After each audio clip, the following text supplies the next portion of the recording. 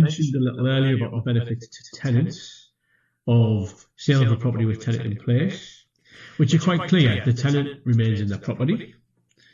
The tenant gets to be part of the selection of the new landlord because they will be there at viewings. The tenant gets to meet new landlords, present themselves as part of the deal. I've heard landlords who almost bought properties because they've been so endeared by the tenant who's in place and they feel they're buying something really solid.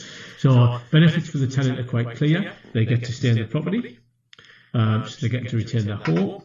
No disruption for them, and actually they get to build a relationship with the new landlord who's in effect acquiring the investment property. Benefit for the seller, again, they're quite clear and distinct really, but for the seller, you maintain rent flow right up until completion.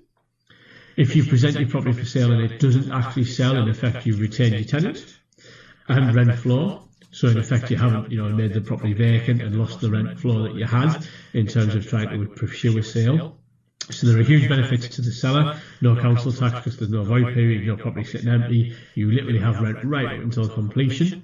And then for the buyer, investment buyers want ready-made investments, and there is nothing more ready-made than, going back to the first point we made, a tenancy file that is absolutely compliant, certificates that are in place, and a tenancy that's been initiated properly at the outset, and then a good tenant in place. So landlord buyers absolutely want to see, good tenant, good paperwork in place, and this is what they're buying. It is about the property, but they're very much looking at tenant and tenancy paperwork as well. So benefits for the buyer, they're potentially going to get, if they buy a property with a tenant, rent from day one, they pick up a tenancy file that's in place, they know they're getting a property and an investment that is already compliant. Your gas, your EICR, your UPC are already done, and your licences are in place. So it really is a win-win. Investment buyers love ready-made investments.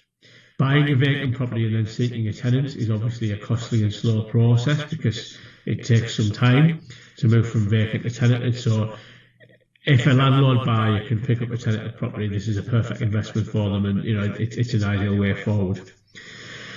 And then something that we've done increasingly with our sales partner is portfolio landlord sales. And particularly, I just want to draw upon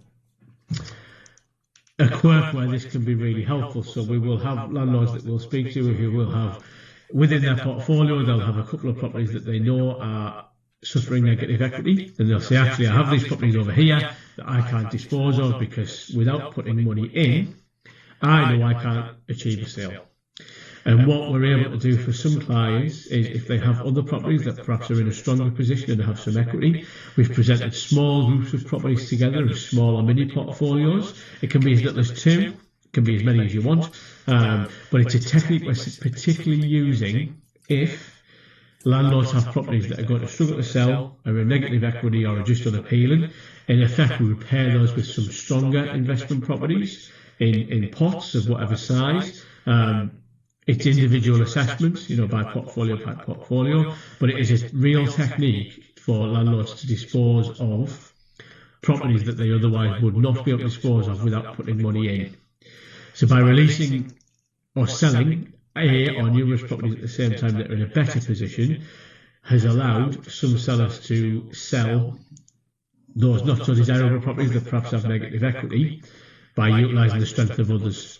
Now, that's something our partner agents could work through. So we've worked through a number of portfolios for clients.